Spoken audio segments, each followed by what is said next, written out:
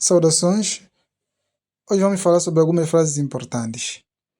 Para cumprimentar em português, normalmente nós usamos palavras como bom dia, boa tarde e boa noite.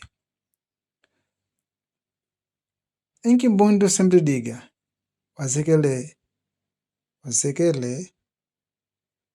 golo shoyo, walembesa, wanangikevi.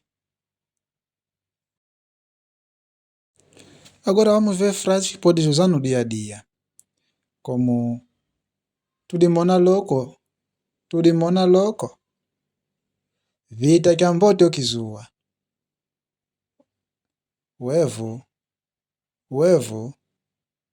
she ngevu, tanaku, ngasakidila,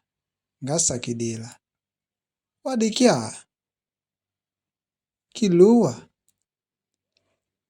loko twandazwela, vita kinda ya mbote, lelu kya savalu, Mungu kyalumingu, neyewe, lelu ngai mukalakala, ngala ni nzala, wandala kudya ihi, walanimenya, lelu kizua,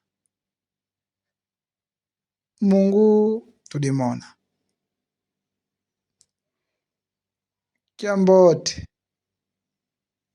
lumingu lwa mbote vala enwe nyoso, sembele.